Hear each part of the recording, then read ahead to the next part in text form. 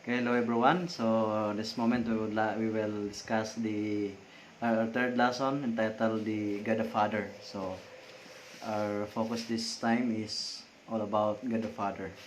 So last meeting ating napag-aralan ang patungkol sa Godhead at ating nalaman na mayroong isang Diyos na may tatlong persona. So ngayon naman ay mas focus natin ang ating pag-aaral dito sa God the Father. Okay.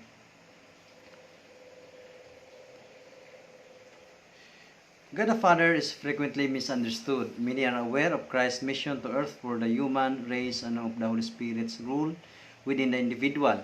But what has the Father to do with us? So ngayon, makita natin dito mga anak, marami na ka-misunderstood pagdating sa God the Father. Kasi nga, ang pag-isip ng iba, itong Panginoong Hesus, yan na din ang God the Father. Siya na din ang God the Holy Spirit. So yun ito ang pagka-unawa ng iba. No? So ating malalaman ito, ating pag maunawaan natin yung mission ng ating Panginoong Hesus sa pinadala ng Ama, kaya sabi ng John 3:16, For God so loved the world that He gave His only begotten Son, that whosoever believeth in Him should not perish but have an everlasting life. So makita natin, mayroong Ama na nagpadala sa kanyang nag-iisang anak para iligtas ang mga tao mula sa kasalanan. At saka yung role ng Holy Spirit sa bawat isa sa atin ay atin pa din niyang ma-emphasize sa mga susunod po natin na mga topics. Okay. So, although the Old Testament alludes to the persons of the Godhead, it doesn't distinguish them.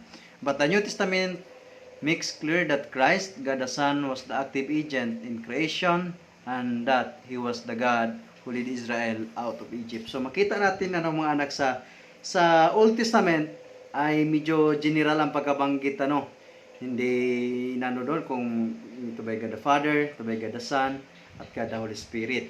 Ngunit, sa New Testament, yan ay clear.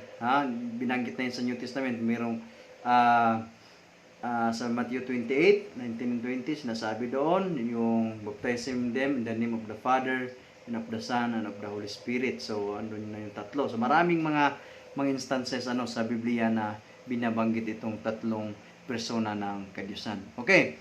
Pero sa New Testament, ito ay clear din. John chapter 1 verses 1 to 3 and 14 na ang ating Panginoong Hesus, siya ay kasama.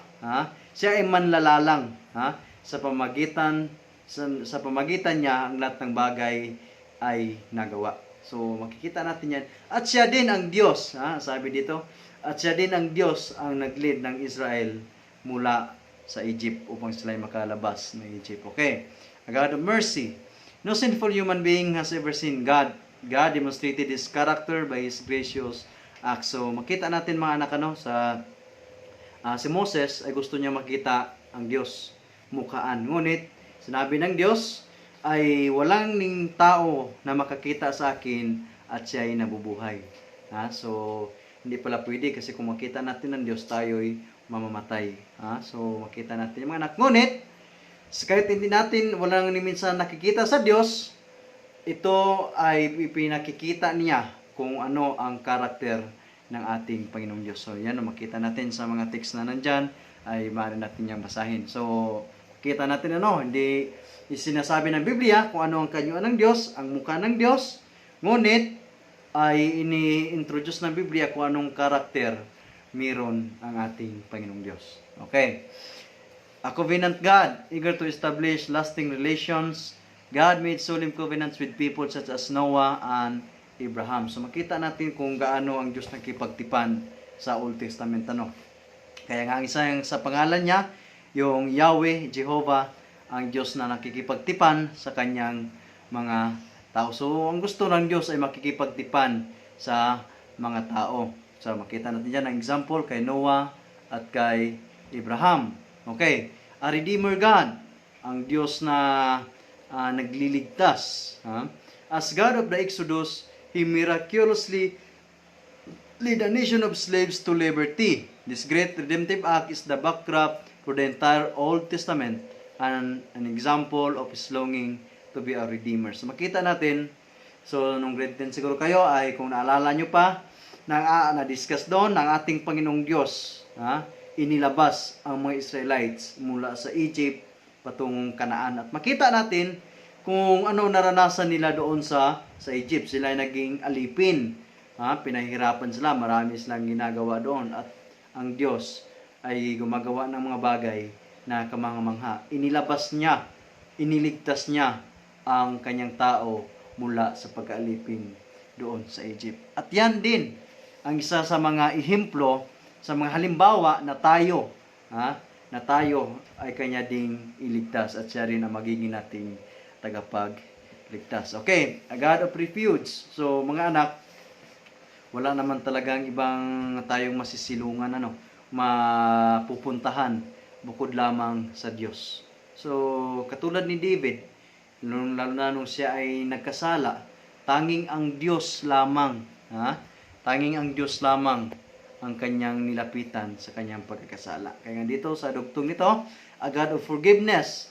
After his sins of adultery and murder, David earnestly entreated, "Have mercy upon me." Yan ay mabasa natin sa Psalm 51 verses 1 and 11. O God, according to your loving kindness, according to the multitude of your tender mercies, he was comforted by the assurance that God is wonderfully merciful. So makita natin kung gaano din si David nagsisisi sa kanyang kasalanan. Grabe yung pagsisisi ni David.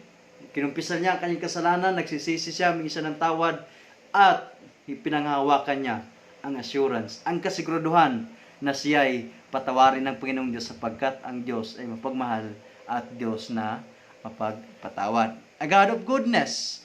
God is the one who executes justice for the oppressed, who gives food to the hungry. The Lord opens the eyes of the blind. The Lord raises those who are bowed down. What a great picture of a God is given in the Psalms. So makita natin dito mga anak, napakabuti ng Diyos sa bawat isa sa atin.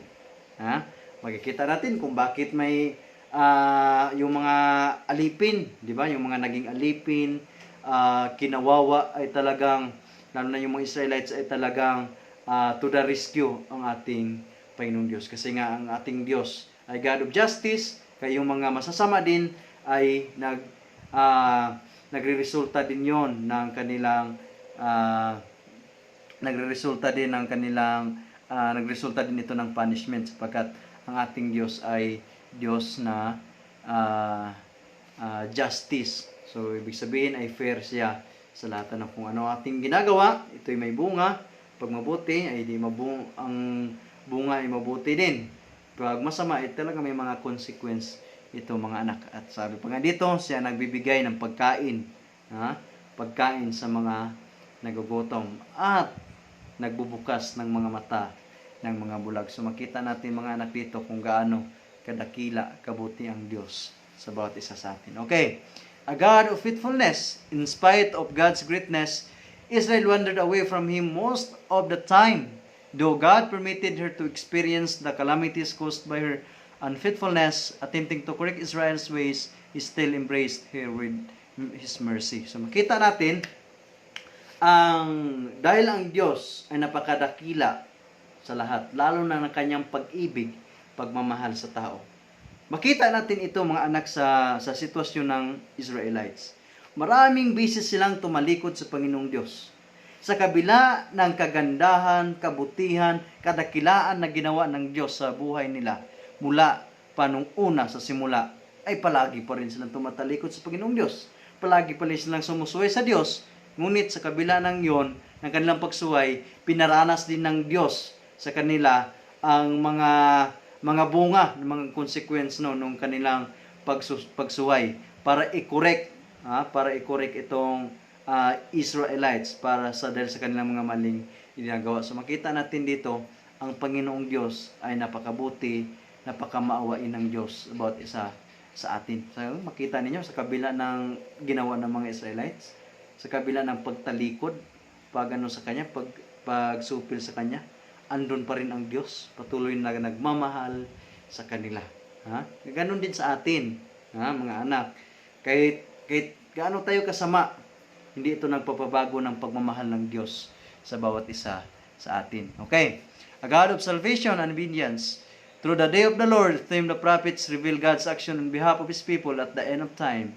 It is a day of salvation for His people, but a day of vengeance on their enemies who will be destroyed. So makita natin dito yung isa sa karakter ng Panginoong Diyos na a God of justice. So pagdating ng kapanahunan, sa pagdating lalo na sa kanyang ikalawang pagpaparito, magkakaroon ng reward ang mga masunurin, ang mga naglilingkod sa kanya, ang mga matuwid, at sila ay dadalhin sa langit na bayan. At yun namang mga maswail, sila ay madi-destroyed, sila ay talagang hindi sila magkakaroon ng reward sapagkat pinili nila ang ibang landas. So makita natin dito ang isa sa karakter ng Panginoon na God of Justice, na talagang fair ang Panginoong Diyos. Kung ano ang ginawa mo sa buhay mo, kung anong desisyon mo sa buhay mo, ino-honor yan ng Panginoong Diyos kasi malaya tayong mag-decide. Kung pipiliin natin ang masama, ay ang ating patutunguhan ay destruction. So yun lang, ganun lang din yan kadali mga anak. Ngunit pag tayo'y naglingkod sa Panginoon Diyos, naging matuwid at naging banal hanggang sa kanyang pagpaparito, ay ma-reward tayo na may Diyos na magliligtas sa atin mula sa sanlibutan itong makasalanan at tayo dadalhin sa langit na bayan. Okay. Father God. So dito na tayo sa God the Father, yun ito na pinaka-focus natin. Addressing Israel, Moses referred to God as their father who had redeemed them.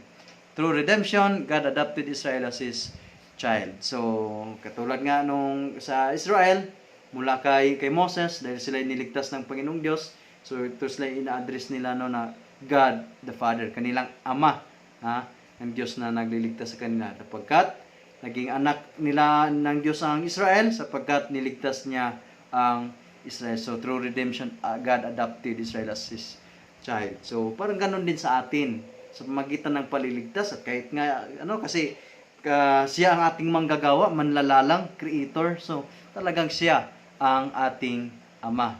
Okay. The God of the Old Testament does not differ from the God of the New Testament. So kung anong Diyos na mayroon ng Old Testament, ay ganun rin ang Diyos na mayroon sa New Testament. God the Father is revealed as the originator of all things, the Father of all true believers, and in a unique sense, the Father of Jesus Christ. So makita natin dito mga anak, yung isa sa mga ng Panginoon ng God the Father. So sinasabi dito, Father is revealed as the originator of all things. Sa iba namang ito ay a ruler of the universe. So yun ang isa sa mga rule niya sa function ng God the Father. At Father of all true believers. So siya ang ating Ama. Lahat ng mga sumasampalataya sa Kanya ay kinilala natin ng God the Father na Ama. At in a special sense also, ay siya ang Ama, Diyos Ama, dahil nga mayroong Diyos Anak na ang ating Panginoong Hesus. So kinikilala din siya ng ating Panginoong Hesus na God the Father. Okay, the Father of all creation. Paul identifies the Father, distinguishing Him from Jesus Christ. So talagang ito mga anak, iba, hindi ang ating Panginoong Hesus, hindi siya ang Ama, kundi mayroong Ama. Yan ay kinaklaro ni Apostol Pablo na ang Ama ay iba dito sa ating Panginoong Hesus. So ang paniwala kasi ng iba, ang Panginoong Hesus, siya din ang Ama, siya din ang Anak, siya din ang God the Holy Spirit. So makita natin ito, hindi pala ganun. Iba ang God the Son at saka iba itong God the Father. The Father of all believers. In the New Testament times, the spiritual father-child relationship exists not between God and the nation of Israel, but between God and the individual believer. Jesus provides the guidelines for this relationship. So makita natin dito, hindi pala in a group of na group of people, na kaya siya ginawang tinatawag na God the Father, sapagkat siya ay ang kanyang mga anak ay ito ang Israelites, kundi kaya pala siya tinatawag na God the Father, lalo na sa atin, kasi nga sa kanyang relasyon sa bawat isa sa atin na nagtitiwala sa Kanya. So ito pala ay para sa bawat isa. May pagkasabihin lang, ito ang Panginoong Diyos ay Ama lamang ng mga Israelites. God the Father o spiritual father ng Ama lamang ng Israelites, sa kanila lamang. So hindi ganon, kundi siya ay Ama sa lahat ng individual na nagtitiwala sa Kanya. At siya, ang ating Panginoong Hesus, ay mayroong guidelines dyan. Kaya nga sabi niya sa Matthew 5 ay 45, makikita natin dyan yung mga guidelines, yung ang pinaka-general ay pagmamahal. Ha? Pagmamahal. Yan ang mga nandyan. Love. Hanggang sa 5:48, makita din dyan, be thou perfect as your Father in heaven is perfect. Pero ang previous nun, makita nyo dyan, love your enemies, love your neighbor, love your God with your heart, with all your soul. So, yan ang mga pinaka-guidelines mga anak na. Okay. Jesus reveals the Father. Jesus, God the Son, provided the most profound view of God the Father when He, as God's self-revelation, came in human flesh. So, makita natin, ang isa pala, nung panahon ng ating Panginoong Hesus ay nag-incarnate sa tao, ay inihayag niya kung ano ang karakter ng Ama, ano ang attributes ng Ama, ang kanilang purpose. Ha? Makita nyo yan. So, kaya nga nung panahon na nagtanong si Philip, Panginoong Hesus, you as the Father. Ngunit ang sabi ng Panginoong Hesus, matagal nyo na akong kasama, hindi nyo pa rin nakikita ang Ama. Ha?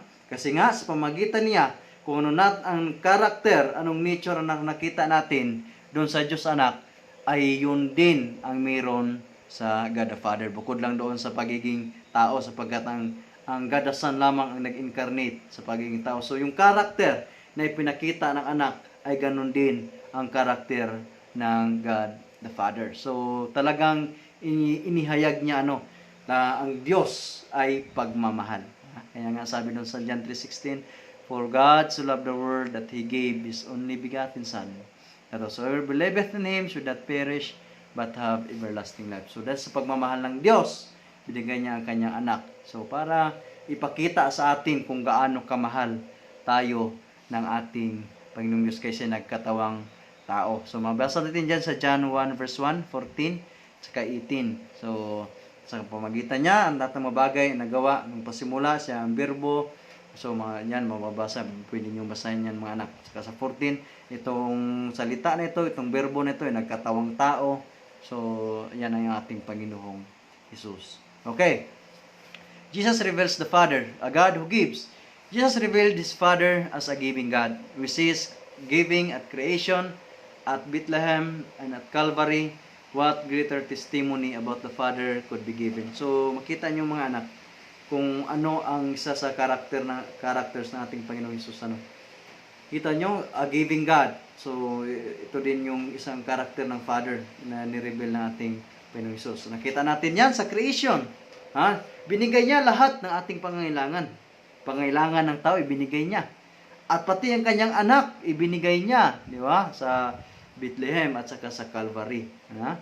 Ang ating Panginoong Hesus, ang kanyang bugtong anak, ang kadasan, ay napako doon sa krus ng Kalbaryo para sa bawat isa sa atin. Yan ang isa sa mga characters ng ating Panginoon Diyos, ang Diyos Ama. Ibinigay niya ang kanyang nag-iisang anak. So makita natin dito kung gaano siya ka mapagbigay, gaano ang Diyos Ama ka mapagmahal. Okay. Jesus reveals the Father, a God of love. Jesus' favorite theme was the tenderness and abundant love of God. So ito ang kaya nga sabi dun sa iba kong lesson dito ay ito ang pinaka-role talaga mula pa sa langit. Ito ang pinaka general law, itong pagmamahal, kasi nga ang ating Panginoong Hesus, ang ating Diyos ay puno ng pagmamahal. Puno ng pagmamahal. Okay.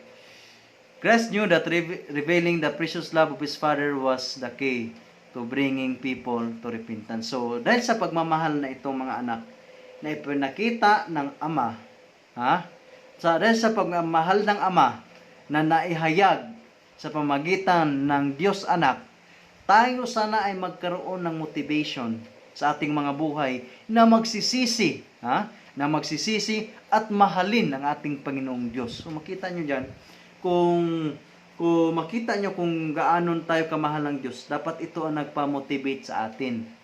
Ito ang nagpa-motivate sa atin na sumunod, lumapit sa ating Panginoong Diyos. Kasi nga, makita natin dito na gaano niya tayo kamahal. Di ba? Sa panahon na ay pinakita sa inyong mga magulang ang pagmamahal nila sa inyo. Di ba? Pag ipinakita sa inyo ng mga magulang ang pagmamahal sa paano kayo nalagaan, paano kayo pinapaaral, so ma-motivate kayo doon na kung ano masasabihin nila sa inyo, mga payo nila sa inyo, ay kayo susunod sa kanila. Dahil nakita nyo kung gaano kayo kamahal ng inyong mga magulang. So ganoon din yan sa ating Panginoong Diyos. Kung makita natin, atin man lang sanang isa-isip, isa puso at isa isip mga anak, yung pagmamahal ng Diyos, ay ito sana ang magpamotivate sa atin na tayo ay maglingkod sa ating Panginoong Diyos, magsisi sa ating mga kasalanan at lumapit sa ating Panginoong Diyos. Okay. Three of Christ's parables portray God's loving concern for lost humanity. How could we spurn such love and fail to acknowledge Him as our Father? So makita ninyo mga anak, kung gaano ka mapagmahal. Unang-una doon sa The Prodigal Son, di ba? Makita natin doon na talagang napakabuti ng ating Panginoong Diyos. Napakabuti ng ating Panginoong Diyos. At concern niya sa bawat isa sa atin. Lalo na kapag tayo naligaw ng landas, ang Diyos pala ay patuloy pa rin na nagmamahal sa atin. Nandyan pa rin palagi sa atin. So makita niyo mga kung gaano siya ka-concern sa atin, sa mga tao, sa kanyang tupa na mga naliligaw at nawawala. So yan ang isa sa mga characters ng Diyos Ama, mapagmahal na Diyos. So salamat sa inyong pakikinig. So God bless po sa ating lahat mga anak.